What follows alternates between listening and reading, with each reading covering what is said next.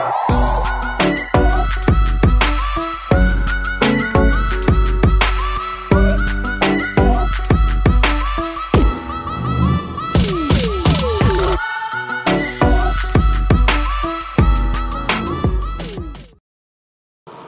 Friends, biology की कक्षा में आपका स्वागत है। तो बेटा, बायोलॉजी में जो टॉपिक अपन ने शुरू किया था, पादपों में जल अवशोषण एवं रसारोहण, ठीक है। तो कल आपको मैंने इस टॉपिक के अंतर्गत रसारोहण की संपूर्ण प्रक्रिया समझा दी थी बेटा, ठीक है। अब इसी पाठ के अंतर्गत अपन और आगे बढ़ते हैं। तो आज जो टॉपिक अपन सबसे पहले स्टार्ट करने वाले हैं वो ये है, पादपों में जल अवशोषण करने वाले ऑर्गन्स। तो देखो, पादप के अलग अलग वर्गों में अलग अलग अंगों के द्वारा जल के अवशोषण की क्रिया होती है, ठीक है ना।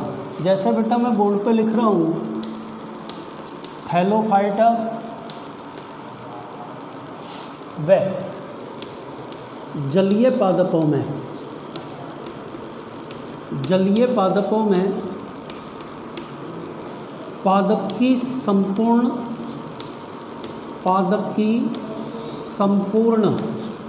सतह जल अवशोषण की क्रिया करती है बेटा। ब्रायोफाइट्स, ठीक है ना, ये भी पादपों का एक वर्ग है। ब्रायोफाइट्स में अवशोषण की क्रिया एक कोशिकीय या बहुकोशिकीय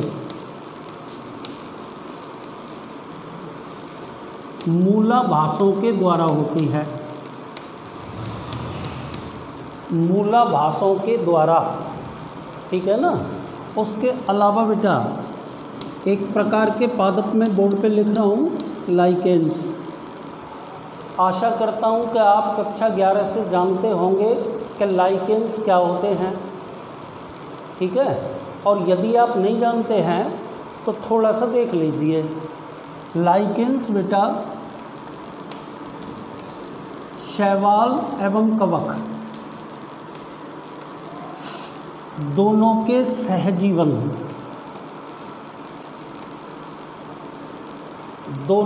सहजीवन से निर्मित एक विशिष्ट प्रकार का पादप वर्ग है।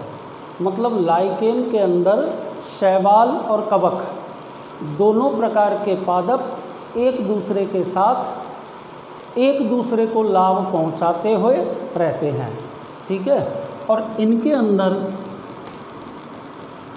जल अवशोषण की क्रिया राइजीन्स के द्वारा होती है। बेटा, मूलाभासों को अंग्रेजी में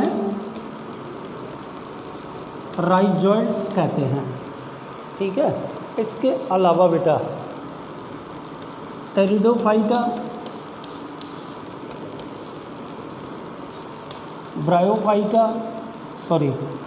टेरिडोफाइटा, आवृतबीजी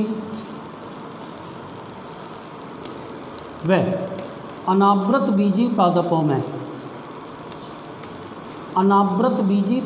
में भूमि से जल अवशोषण की क्रिया किसके द्वारा होती है? मूल के द्वारा। तो बेटा ये अपन ने पादपों के विभिन्न अंग लिख दिए, ठीक है ना। ध्यानपूर्वक एक बार दोबारा देख लो। इसके बाद अपन मूल के विभिन्न भागों के बारे में पढ़ेंगे, ठीक है। देखिए बेटा, आपने आज जो हेडिंग शुरू किया है वो क्या है? पादपों में जल अवशोषण करने वाले ऑर्गन्स, ठीक है। तो मैंने कौन कौन से ऑर्गन्स बोर्ड पे लिखे हैं उन सब के बारे में एक बार आप जान लीजिए। देखो, थैलोफाइटा और जलीय पादपों में पादप की संपूर्ण सतह के द्वारा अवशोषण की क्रिया होती है। ब्रायोफाइटा वर्ग के पादपों में एक कोशिकीय अथवा बहुकोशिकीय मूलरोमपाई राइजोइड्स मूलों के समान मूलाभास होते हैं। लाइकेन्स में राइजीन्स के द्वारा तथा टेरिडोफाइटा आवृतबीजी एवं अनावृतबीजी पादपों में जल अवशोषण की क्रिया मूल के द्वारा होती है। ठीक है बेटा, अब अपन मूल के विभिन्न क्षेत्रों के बारे में पढ़ेंगे। ठीक है, तो ये मैं मिटा रहा हूँ।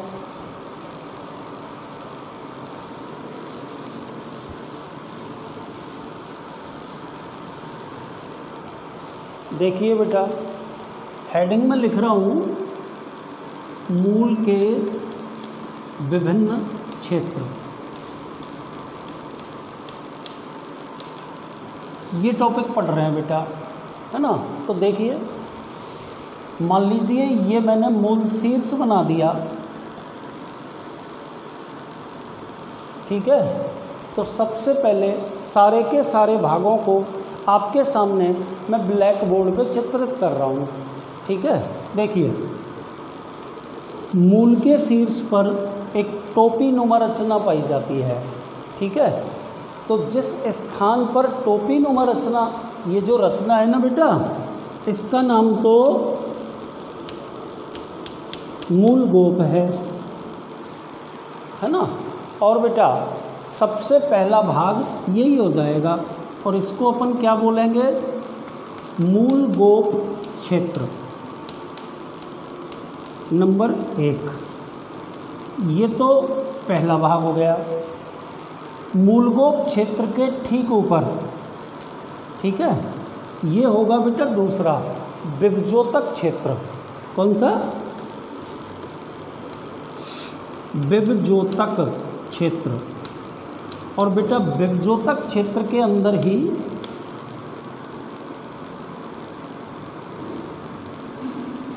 विभजोतक क्षेत्र के अंदर ही वृद्धि बिंदु पाया जाता है। ठीक है ना। विभजोतक क्षेत्र के बाद में अगला जो क्षेत्र आएगा उसको अपन बोलेंगे दीर्घीकरण क्षेत्र। ठीक है ना, विभजोतक क्षेत्र के बाद में। और उसके बाद में अगला जो क्षेत्र आएगा 1, 2, 3 और 4 नंबर पे अपन बोलेंगे मूलरोम क्षेत्र। तो ये नंबर 2 पे हो गया, ये नंबर 3 पे हो गया, ये नंबर 4 पे हो गया। और ये जो मूलरोम क्षेत्र है ना बेटा, इस क्षेत्र के अंदर एक कोशिकीय मूलरोम उपस्थित होंगे।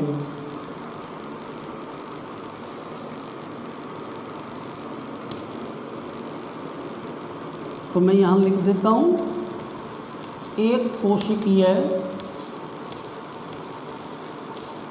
मूलरोम। ठीक है ना बेटा। तो ये 4 क्षेत्र हो गए, है ना। और इन क्षेत्रों के बाद में दूसरा क्षेत्र होगा आगे। और बेटा इस क्षेत्र को अपन बोलेंगे परिपक्वन क्षेत्र। ये आपकी किताब के अकॉर्डिंग चल रहा है बेटा। ठीक है, अब मेरी बात को सुनो। मूल के विभिन्न क्षेत्र, तो मूल के विभिन्न क्षेत्रों को मुख्य रूप से 2 भागों में विभक्त करते हैं। ध्यान से देख लेना। मूल के विभिन्न क्षेत्रों को 2 भागों में विभक्त करते हैं। एक तो होते हैं बेटा तरुण क्षेत्र और दूसरे होते हैं बेटा परिपक्व क्षेत्र। ठीक है ना। अब इनके बारे में पढ़ना है हमें। देखिए, तरुण क्षेत्र के अंतर्गत कौन कौन से भाग आते हैं वो अपन इसके नीचे लिख देंगे। देखो, तरुण क्षेत्र के अंदर 4 भाग आते हैं। कौन कौन से भाग आते हैं? देखिए, सबसे पहला तो आएगा मूलगोप क्षेत्र, दूसरे नंबर पर आएगा विभजोतक क्षेत्र, तीसरे नंबर पे आएगा दीर्घीकरण क्षेत्र, और चौथे नंबर पे आएगा बेटा मूलरोम क्षेत्र।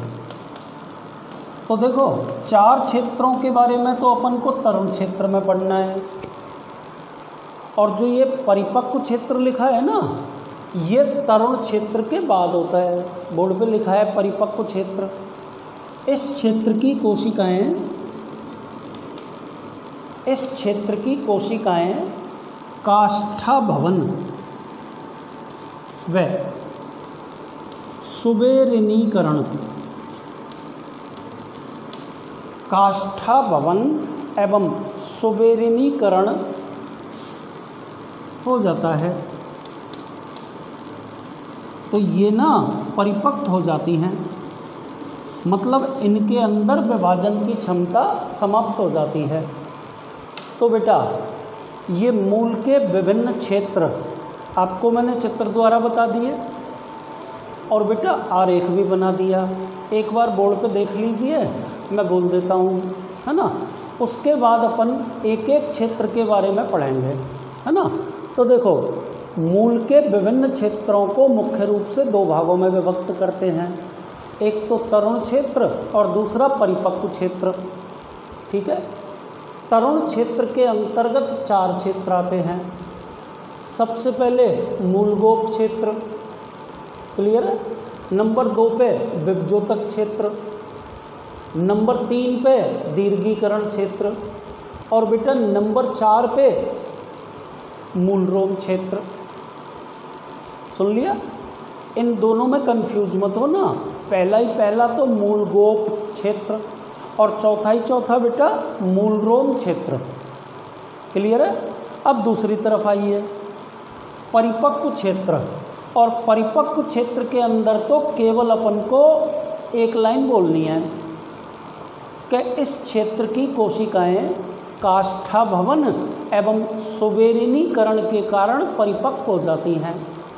मतलब इसका क्या है कि इन कोशिकाओं में लिग्निन अथवा सुबेरिन का जमाव हो जाता है, ये लगभग मृत हो जाती हैं, और बेटा इनके अंदर विभाजन की क्षमता समाप्त हो चुकी होती है। क्लियर है। अब अपन मूल के विभिन्न क्षेत्रों के बारे में पढ़ना शुरू करेंगे।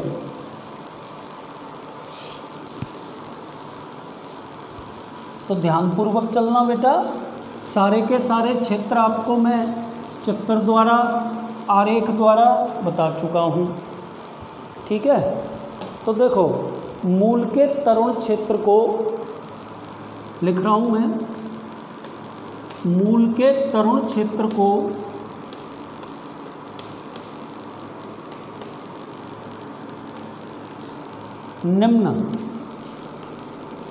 निम्न भागों में विभक्त करते हैं।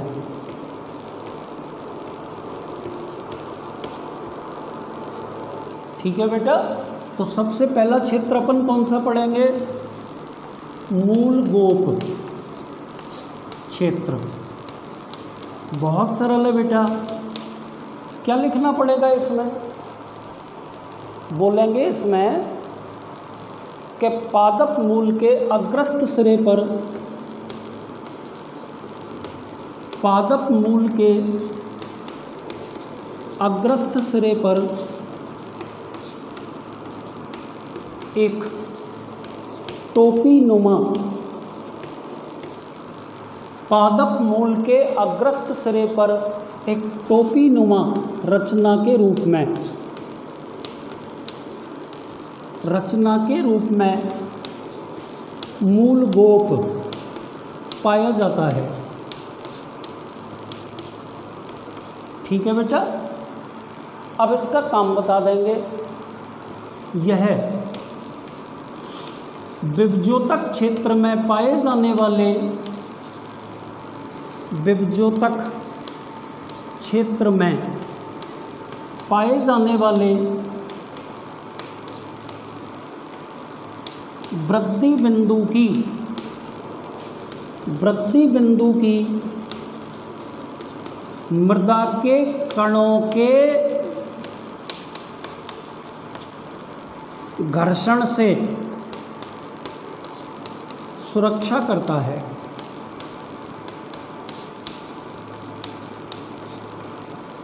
तो ये बात हो गई बेटा, ठीक है।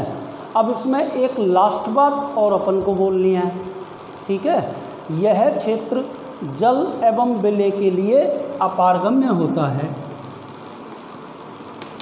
जल व विलय के लिए कैसा होता है बेटा? अपारगम्य। खत्म हो गया पहला क्षेत्र। तो अपन तरुण क्षेत्र का पहला भाग अथवा क्षेत्र खत्म कर चुके हैं। क्या हेडिंग लिख रहा है बेटा बोर्ड पे? मूलगोप क्षेत्र। पादप मूल के अग्रस्त सिरे पर एक टोपी नुमा रचना के रूप में मूलगोप पाया जाता है। यह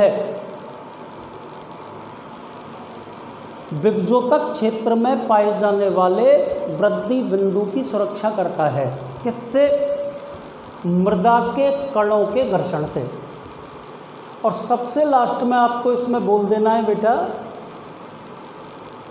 कि ये जो क्षेत्र होता है वो जल और विलयों के लिए अपारगम्य होता है, ठीक है। अब बेटा अपन दूसरा क्षेत्र पढ़ेंगे।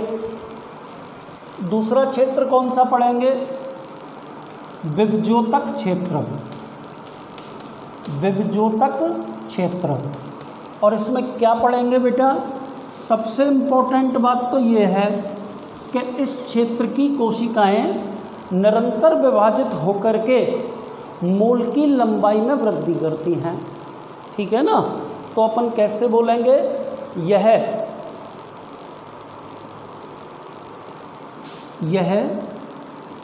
निरंतर विभाजनशील ऊतक है, यानी कि कोशिकाओं का समूह है। मतलब इस क्षेत्र में निरंतर विभाजनशील कोशिकाएं पाई जाती हैं। और ये क्षेत्र बेटा मूलगोप के जस्ट पीछे उपस्थित होता है। सुन लिया ना। और इस भाग द्वारा विलय एवं विलय का सर्वाधिक अवशोषण होता है। मैं दोबारा बोल दूंगा बेटा, मैंने क्या बोला है इस भाग के अंदर, ध्यान से सुन लो। मैंने बेटा इसमें ये बोला है नंबर 2 विभजोतक क्षेत्र। तो कैसे बोलोगे कि मूलगोप क्षेत्र के ठीक पीछे की ओर निरंतर सक्रिय रूप से विभाजित होने वाली कोशिकाओं से बना होता है विभजोतक क्षेत्र। इस क्षेत्र की कोशिकाएं निरंतर सक्रिय रूप से विभाजित होती हुई मूल की लंबाई में वृद्धि करती हैं, ठीक है बेटा। और एक अंतिम बात आप इसमें बोलोगे कि यह क्षेत्र विलयों के अवशोषण हेतु सर्वाधिक उपयुक्त होता है। मतलब विभजोतक क्षेत्र के द्वारा विलय का सबसे तेजी से या सबसे अधिक अवशोषण होता है। तो बेटा 2 क्षेत्र पढ़ चुके हैं अपन। एक तो कौन सा? मूलगोप क्षेत्र। और दूसरा कौन सा पढ़ चुके? विभजोतक क्षेत्र, है ना। अब तीसरे पर आ जाइए। नंबर 3 दीर्घीकरण क्षेत्र। नाम से ही पता चल रहा है बेटा, है ना। नाम से दीर्घीकरण का मतलब होता है कोशिकाओं का लंबा होना। तो आप क्या बोलोगे? सबसे पहली बात तो यह विभजोतक क्षेत्र के पीछे की ओर उपस्थित होता है, ठीक है। मैं लिख देता हूँ विभजोतक क्षेत्र के पीछे, ठीक है। दूसरी बात क्या होगी बेटा? इस क्षेत्र में ध्यान से सुनना, विभजोतक क्षेत्र में बनी हुई कोशिकाएं दीर्घीकृत होती हैं। विभजोतक क्षेत्र में बनी हुई कोशिकाएं दीर्घीकृत होती हैं, अर्थात उनकी लंबाई में वृद्धि होती है। इसी कारण मूल की लंबाई में वृद्धि हो पाती है। एक तो ये बात बोल देंगे बेटा, और दूसरी बात ये बोल देंगे कि इस भाग द्वारा जल का अवशोषण बहुत धीमी गति से होता है। इस भाग द्वारा जल का अवशोषण बहुत धीमी गति से होता है। सुन लिया बेटा। अब नंबर चौथे क्षेत्र पे आ जाइए। तो उसी चौथे क्षेत्र के खत्म होते ही अपना मूल का तरुण क्षेत्र खत्म हो जाएगा। और चौथा क्षेत्र कौन सा है बेटा? मूलरोम क्षेत्र। बता चुका हूँ आपको। क्या बोलेंगे बेटा? सबसे पहली बात तो ये बोलेंगे कि दीर्घीकरण क्षेत्र के ठीक पीछे की ओर मूलरोम क्षेत्र उपस्थित होता है, पहली बात। दूसरी बात क्या बोलेंगे? इस क्षेत्र में एक कोशिकीय मूलरोम पाए जाते हैं जो भूमि से जल और खनिज लवणों का अवशोषण करते हैं, ठीक है ना। उसके अलावा ध्यान से सुनना, इस क्षेत्र में जल के अवशोषण की क्रिया सर्वाधिक होती है, अतः जल अवशोषण क्षेत्र भी इस भाग को कहा जाता है। कौन से भाग को बेटा? मूलरोम क्षेत्र को। तो मेरे हिसाब से सारी बात आपके समझ में आ गई होगी। मूलरोम क्षेत्र को एक बार मैं दोबारा कह के बता रहा हूँ। तो कैसे बोलोगे बेटा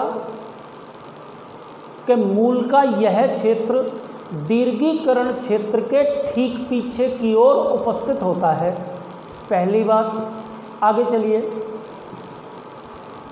चूंकि मूलरोम क्षेत्र में सर्वाधिक जल अवशोषण की क्रिया होती है, अतः इसे जल अवशोषण क्षेत्र भी कहते हैं।